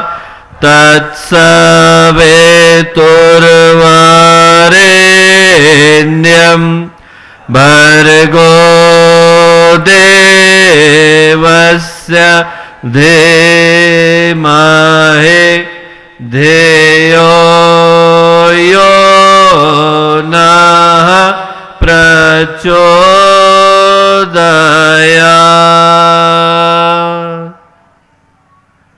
मित्रों, परम पूज्य गुरुदेव परम वंदनीय माता जी के दिव्य संरक्षण में देव शयनी एकादशी का ये पावन दिवस, आज जब हम लोग एक ऐसी पवित्र भूमि पर आकर के उपस्थित हुए जहाँ पर हम लोग ओमकारेश्वर से, महेश्वर से, मंडलेश्वर से, इन सभी पवित्र स्थानों से घिरे हुए हैं और माता अहिल्या की ये पावन भूमि है, साहस की, संकल्प की, संवेदना की भूमि। एक ऐसी भूमि जिसने भारत ही नहीं बल्कि पूरे विश्व को दिशा दिखाने का कार्य किया। वहाँ पर वृक्ष गंगा अभियान के इस पावन अवसर पर जब अनेकों परिजन आकर के उपस्थित हुए, तो आज की शुभ वेला में हम लोगों के साथ मंच पर उपस्थित आदरणीय कुलमी मामा जी, वृक्ष गंगा योजना को अभियान में बदलने वाले आदरणीय दुबे मामा जी, यहाँ उपस्थित आदरणीय श्री राजेश पटेल जी, आदरणीय श्री शर्मा जी, आदरणीय श्री बिरला जी, आदरणीय मेवालाल मामा जी, आदरणीय सरिया मामा जी, बहुत सारे ऐसे लोग जो आसपास के विभिन्न स्थानों से आए, आदरणीय श्री राजकुमार जी, इस क्षेत्र के और इस क्षेत्र के ही नहीं, सेंधवा, खंडवा, ब्रजेश पटेल जी के साथ आई हम लोगों की सभी गायत्री परिवार की वो कन्याएं जिनके अंदर हम लोग माता भगवती देवी के नाम से, वंदनीय माता जी के नाम से चल रही योजना को साकार रूप होता हुआ देखते हैं। गायत्री परिवार के सभी वरिष्ठ सम्मानित कार्यकर्तागण, प्यारे भाइयों बहनों, प्यारे मित्रों, आज जब हम लोग यहाँ आकर के उपस्थित हुए तो सही पूछें तो आज का दिन हम में से प्रत्येक के लिए एक पुकार को लेकर के आया है। कार्यक्रमों का, कार्यशालाओं का, अधिवेशनों का, समारोहों का हिस्सा बन पाने का अवसर हम में से प्रत्येक को अनेकों बार अनेकों स्थानों पर मिलता है, पर जीवन में कभी कभी एक ऐसा प्रश्न आता है जिसका संबंध और जिसका सरोकार हर व्यक्ति के साथ होता है।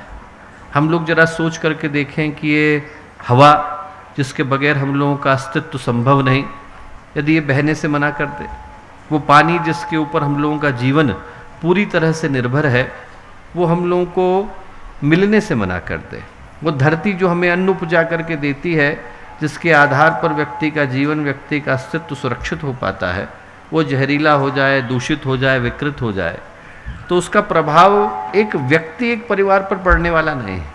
वो समस्या एक गली की, एक मोहल्ले की, एक धर्म की, एक जाति की, एक वर्ग की, एक वर्ण की समस्या नहीं है। वो समस्या पूरे मानवता के अस्तित्व की समस्या है। और आज सौभाग्य का विषय ये है दोस्तों कि भारत की भूमि वो भूमि रही, भारत की संस्कृति वो संस्कृति रही जिसने इस प्रश्न के समाधान के विषय में वर्षों पहले चिंतन किया। आज जिस उद्देश्य को लेकर के हम लोग यहाँ पहुँचे हैं, सही पूछे तो उसका समाधान सिर्फ अकेले भारत की समस्या का समाधान नहीं बल्कि मानवता के भविष्य का समाधान है। वर्षों पहले जब स्वामी विवेकानंद पाश्चात्य देशों की अपनी लंबी यात्रा के बाद दोबारा भारत लौट करके आए तो उनका स्वागत करने के लिए बहुत बड़ी सभा का आयोजन हुआ और जो स्वागत सभा के अध्यक्ष थे उनने स्वामी विवेकानंद का सम्मान करने के बाद उनसे एक प्रश्न पूछा। प्रश्न ये पूछा कि इतने दिनों तक आप भारत से बाहर रहे तो आपकी उपस्थिति का लाभ विदेशियों को मिल पाया, जिन विषय से वो लोग सर्वथा परिचित थे, वेद है, वेदांत है, योग सूत्र है, गीता है, उपनिषद है, इन विषयों के विषय में आप जैसे व्यक्तित्व के माध्यम से उनकी समस्या का, उनकी जिज्ञासा का समाधान हो पाया। तो लाभ उनको मिला, आपको क्या मिला? स्वामी विवेकानंद ने इस प्रश्न का बड़ा प्यारा उत्तर दिया। उन्होंने कहा मैं इतने दिनों तक भारत की भूमि से दूर न रहा होता तो पहले जिन बातों को मैं भावना के आवेश में आकर के सत्य मानता था आज उनको प्रमाण पूर्वक सत्य नहीं मानता। बोले मैं आज इस बात को पूरे विश्वास के साथ कह सकता हूं कि पूरे विश्व के मानचित्र में यदि एक देश ऐसा है जहां पर दया का, त्याग का, करुणा का, मानवता का सर्वाधिक विकास हुआ है तो वो देश भारत का देश। और बोले पूरे विश्व के मानचित्र में यदि एक देश ऐसा है जहां पर हर उस आत्मा को जो परमात्मा को पाने का प्रयत्न कर रही है उसको जन्म लेने के लिए बाध्य होना पड़ता है और हुए बिना उसका कल्याण संभव नहीं, तो वो देश भारत का देश।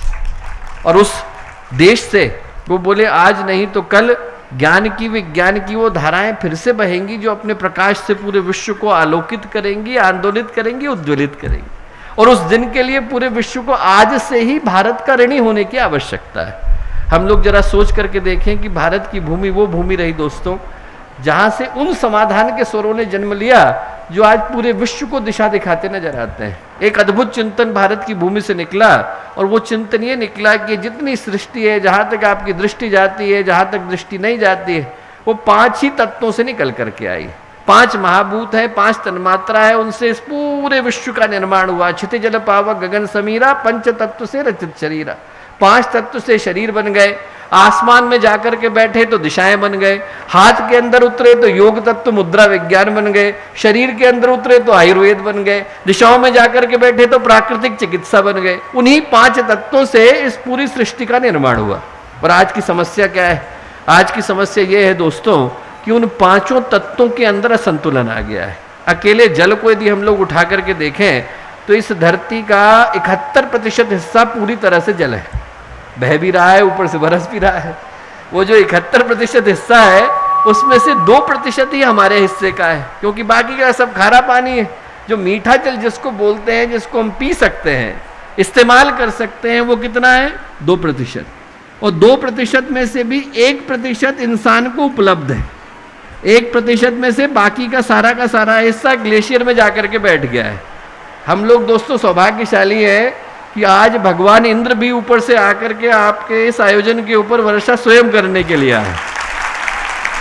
अन्य जगहों पर तो उसको करने के लिए यज्ञ की व्यवस्था बनानी पड़ती है। और आप लोग इस चीज का सौभाग्य मानिए कि आज जब श्रावण का मास शुरू होने वाला है, पवित्र समय शुरू होने वाला है, हम लोग एक पवित्र आयोजन के लिए यहाँ आकर के बैठे हैं, तो इस आयोजन को अपना बनाने के लिए और ये कहने के लिए कि यहाँ पर मेरी भी उपस्थिति है, स्वयं देवराज इंद्र का आगमन हुआ है। तो हम लोग सौभाग्यशाली वेला में हैं। और मैं आप लोगों को बता रहा था दोस्तों कि वो जो जल जिसके ऊपर आज इंसान का जीवन निर्भर करता है, 71% से ज़्यादा खारा, 2% के करीब तो मीठा, 2% में से भी 1% तो वो है जो ग्लेशियर के अंदर है, निकाल नहीं सकते हैं। बाकी का 70% हम लोगों ने कारखाने में लगा दिया, खेती में लगा दिया। इंसान के हिस्से में कितना आया? 0.007%। सिर्फ 0.07% जो है उसके ऊपर 7 खरब प्राणियों का जीवन निर्भर करता है। और उस पानी को हमने क्या किया है? जहरीला बना करके रख दिया है। कभी आचार्य शंकर ने कहा था, औषधि जाह्नवी तोयम वैद्यो नारायणो हरे। मेरी औषधि एक ही है, क्या? गंगा का जल। और मेरे चिकित्सक कौन है? भगवान नारायण। इसके अलावा और किसी चीज की मुझे जीवन में आवश्यकता नहीं। और आज गंगा का जल कितना दूषित हो गया।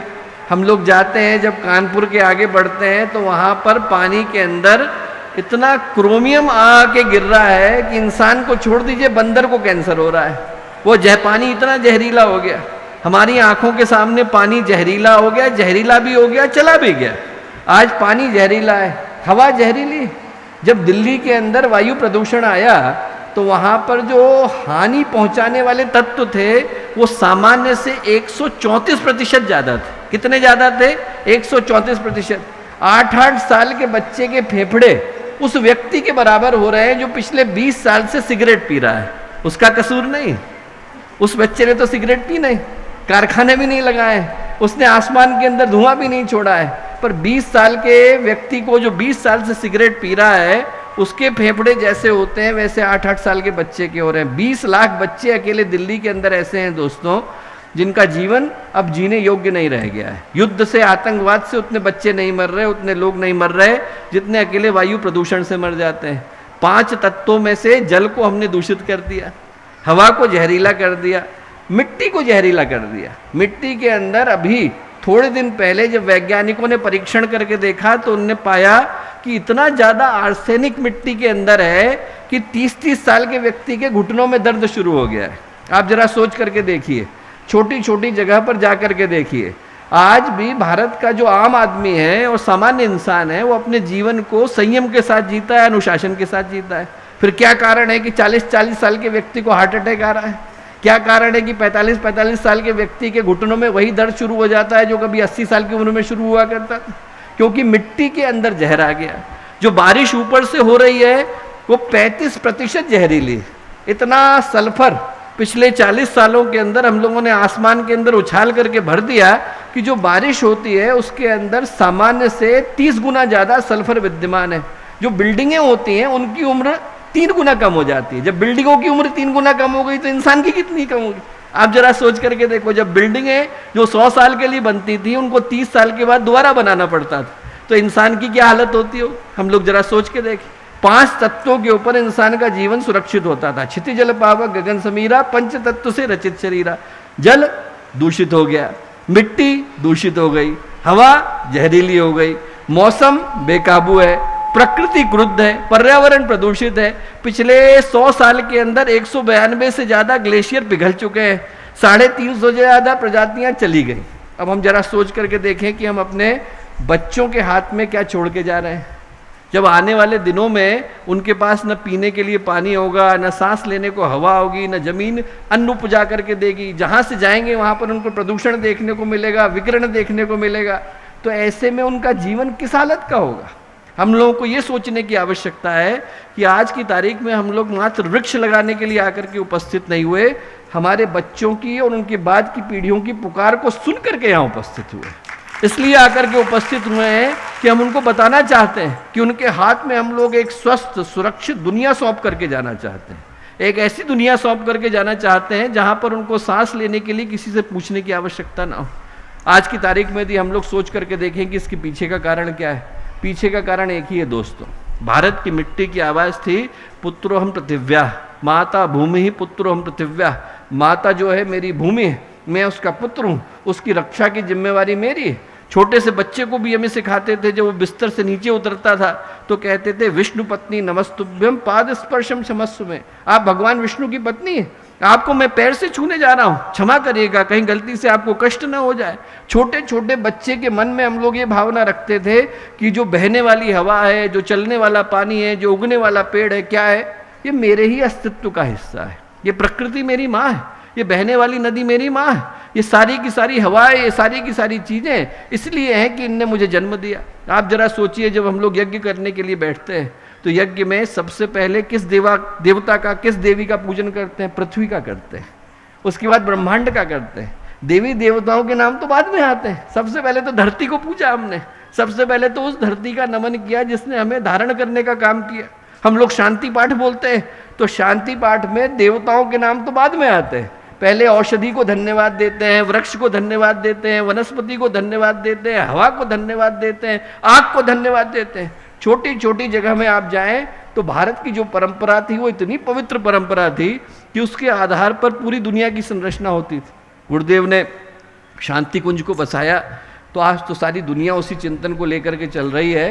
पर 71 में गुरुदेव ने ये चिंतन दिया कि सारी की सारी चीज़ों को दोबारा से रिसाइकिल करके दोबारा से बनाने की आवश्यकता है। कपड़ा पुराना हो जाएगा तो वो बैग में बदल जाएगा, जैसे ही चीज़ें पुरानी हो जाएंगी तो वो कपड़े में बदल जाएंगी, कपड़ा पुराना हो जाएगा तो कागज़ में बदल जाएगा, कागज़ हो जाएगा तो लेखनी में बदल जाएगा। ये चिंतन गुरुदेव ने कब दिया? 71 में दिया। और एक अद्भुत चिंतन दिया। चिंतन ये दिया कि सिर्फ हमें प्रकृति के लिए ही धन्यवाद देने की आवश्यकता नहीं। मैं जर्मनी में था एक जगह पर, वहाँ पर मेरे साथ में एक और सज्जन थे, उनको नोबेल प्राइज़ मिला हुआ था। 78 वर्ष के रहे होंगे और पिछले 60 वर्ष से पर्यावरण के लिए काम कर रहे थे। उनको जब हमने उपहार दिया, अभी जिस तरीके का उपहार दिया, वो उस कागज़ से निकल कर के आया है। जितना कूड़ा शांति कुंज में विश्वविद्यालय में होता है उसको दोबारा से रिसाइकिल करके हम लोग कागज़ बना लेते हैं, कागज़ का बैग बना लेते हैं। उस बैग का उपहार अभी हमने अपने गणमान्य अतिथियों को दिया। पूरा का पूरा जो कैंपस है शांति कुंज का, विश्वविद्यालय का, 350 एकड़ का जितना क्षेत्र है उसके सारे कूड़े को दोबारा से रिसाइकिल करके बना लेते हैं। तो वो जब उपहार उनको दिया तो जितना नारियल चढ़ा था, नारियल के रेशों से रिसाइकिल करके जो बैग बनाया था, जब उनको दिया तो उनने पूछा कि पूज्य गुरुदेव का चिंतन क्या था। मैंने उनसे कहा कि पूज्य गुरुदेव ने ये चिंतन दिया कि एक धन्यवाद तो हमें पृथ्वी को देने की आवश्यकता है, धरती को देने की आवश्यकता है, प्रकृति को देने की आवश्यकता है। एक धन्यवाद अन्य प्राणियों को देने की आवश्यकता है। एक धन्यवाद अन्य मनुष्यों को देने की आवश्यकता है। एक धन्यवाद हमसे पहले वाली पीढ़ी को देने की आवश्यकता है। एक धन्यवाद हमसे बाद वाली पीढ़ी को देने की आवश्यकता है। उनसे हमने लिया क्या और अगले के लिए छोड़ा क्या। जब उनके बोलने की बारी आई दोस्तों, मैं आपको बता नहीं सकता, उनके आंख में आंसू थे। उनने कहा मैं 60 साल से पूरे विश्व में भ्रमण कर रहा हूँ, पर्यावरण के लिए मेरा जीवन चला गया, मुझे नोबेल प्राइज़ मिल गया, दुनिया का ऐसा कोई सम्मान नहीं है जो मुझे नहीं मिला। बोले मैंने आज तक नहीं सोचा था कि मुझे एक ऐसा चिंतन सोचने को मिलेगा जो मुझे सोचने के लिए मजबूर कर देगा कि मुझे आने वाली पीढ़ी के लिए क्या छोड़ना है। वो चिंतन पूज्य गुरुदेव का चिंतन। हम लोग सौभाग्यशाली हैं दोस्तों कि भारत की संस्कृति, जिस संस्कृति के अंदर कण कण के अंदर देवता को देखने का भाव रहा, ऊपर से गिरती बारिश की बूंदों को पवित्रता के साथ स्वीकारने का भाव रहा। हम लोग जरा सोच करके देखें, आज जिस जल के लिए हम लोग आकर के एकत्रित हुए हैं, हमारे यहाँ हर चीज का अलग अलग नाम था। ये जो बरसात की बूंदें गिर रही हैं इनका नाम इंद्र है।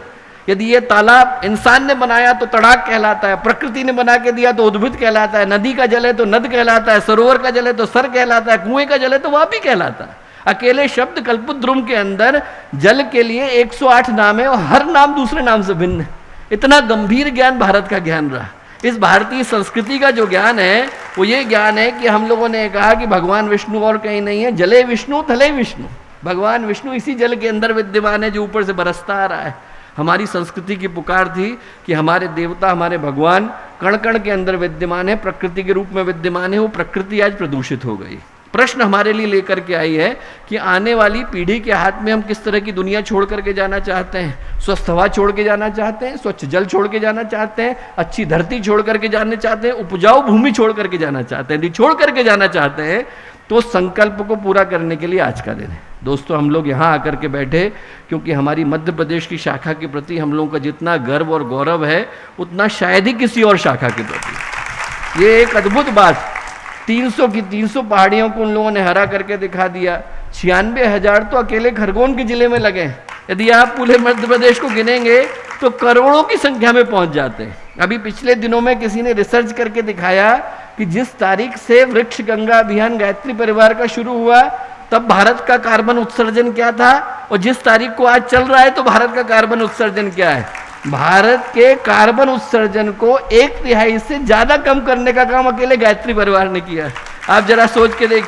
और जब उस मैप को उठा करके देखते हैं कि उस मैप में देखते हैं कि आज से 12 साल पहले क्या था और आज की तारीख में क्या है, तो आप पाते हैं कि सारा अलीराजपुर का क्षेत्र, बुरहानपुर का क्षेत्र, सेंधवा का क्षेत्र, खरगोन का क्षेत्र, मंदसौर का क्षेत्र, मालवा, निमाड़ से लेकर जबलपुर तक का क्षेत्र पूरा का पूरा हरा है। किसके कारण हरा है? गायत्री परिवार के कारण हरा है। दोस्तों, आज हम लोग एक सौभाग्य का हिस्सा बनने जा रहे हैं। आज का दिन हम लोगों के लिए पुकार लेकर के आया कि हम लोग यहाँ वृक्ष के रूप में एक उपहार आने वाली पीढ़ी के हाथ में सौंपना चाहते हैं। आप में से प्रत्येक व्यक्ति जो आज यहाँ इस संकल्प का हिस्सा बनने के लिए आकर के उपस्थित हुआ, मैं आप में से प्रत्येक को नमन करता हूँ, आप में से प्रत्येक का अभिवादन करता हूँ, सभी को अभिनंदन करता हूँ, क्योंकि आप लोग एक ऐसी पवित्र ऊर्जा का प्रतिनिधि, प्रमाण आज बनने जा रहे हैं, जिसका गवाही, जिसकी आने वाले समय में जितनी पीढ़ियां हैं वो जितना आपको धन्यवाद देंगी उतना कम पड़ेगा। आज का दिन निश्चित रूप से उस सौभाग्य को लेकर के आया। चूँकि बाहर बारिश का मौसम हो चला है तो मैं बहुत ज़्यादा बातें नहीं कहूँगा, बस एक कहानी सुना करके अपनी बात को समाप्त करूँगा। और वो कहानी जो है माता अहिल्याबाई की है, इसी भूमि की है। माता अहिल्याबाई का जीवन बहुत ज़्यादा हद तक एक युद्ध की स्थिति से निपटने के लिए गया। बहुत अल्पायु में 29 वर्ष की आयु में ही उनको राज्य की बागडोर मिल गई थी और उसी समय में उनको लंबे समय तक युद्ध करना पड़ा, बहुत सारे साम्राज्यों के साथ भिड़ना पड़ा और इस पूरे क्षेत्र को एक लंबे संग्राम के बाद और लंबे विग्रह के बाद वो स्थिर कर पाई। और उनका एक अद्भुत स्वरूप था, पूरे ही राज्य की माता थी। उनका मन बहुत था कि मैं गीता को पढ़ूं। तो एक दिन उनने अपने पुरोहित जी को बुलाया, बोले ऐसा करिए पंडित जी, अब मैं बहुत समय से चाहती थी कि गीता को पढ़ूं, पढ़ नहीं पाई।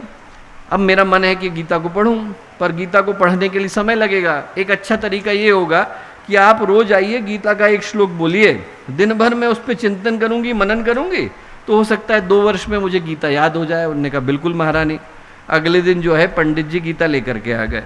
उनने पहला श्लोक बोला, बोले धृतराष्ट्रवाच धर्म क्षेत्रे कुरुक्षेत्रे संवेदा युयुत्सव मामकः पांडवाश्चैव किम कुर्वत संजय। धर्म क्षेत्र में, कुरुक्षेत्र में मेरे बच्चे, पांडु के बच्चे क्या कर रहे हैं बता। इतना बोलना था कि माता अहिल्या बोली आगे बोलने की जरूरत नहीं है, मुझे गीता समझ में आ गई। क्या बोल रही महारानी? बोले अभी तो गीता शुरू ही नहीं हुई। गीता के जो मूल नायक हैं वो भगवान कृष्ण है, वो तो दूसरे अध्याय में बोलेंगे।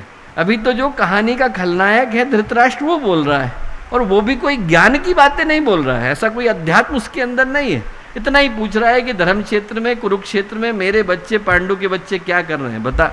बोले नहीं नहीं फिर से बोलिए। बोले धर्म क्षेत्र कुरुक्षेत्र। बोले रुक जाइए, आपने कहा धर्म क्षेत्र कुरुक्षेत्र और मैंने सुना क्षेत्रे क्षेत्रे धर्मम कुरु। जिसको जो क्षेत्र मिल गया वो वहाँ धर्म को करे। मेरी दृष्टि में गीता का इतना ही सार है। ऊपर वाले ने हमें जहाँ बिठा दिया, ऊपर वाले ने निमाड़ में बिठा दिया, मालवा में बिठा दिया, खरगोन में बिठा दिया, मंदसौर में बिठा दिया। ऊपर वाले ने कहा कि आपको यहाँ बैठना है। यहाँ बैठने पर मेरे हाथ में जो दायित्व आया उस दायित्व को मैंने धर्म की तरह से निभाया, तो मेरे जीवन में गीता प्रवाहित होती है। मैं ये कहूँगा दोस्तों, आप में से प्रत्येक के माध्यम से गीता प्रवाहित हो रही है, आप में से प्रत्येक के माध्यम से भगवान प्रवाहित हो रहे हैं, आप में से प्रत्येक के माध्यम से अध्यात्म प्रवाहित हो रहा है। जैसे ही हमें जो करने को ऊपर वाले ने दिया उसी भावना के साथ करते हैं, उसी संकल्प के साथ करते हैं। जैसे हम भगवान के पूजन को करते हैं तो हमारे हाथ से किया गया कृत्य, हमारे हाथ से करा गया कर्म अपने आप भगवान की उपासना बन जाता है। अच्छे पुत्र बने, अच्छे पुत्री बने, अच्छे भाई बने, अच्छे बहन बने, अच्छे पति बने, अच्छी पत्नी बने और अच्छे नागरिक बने।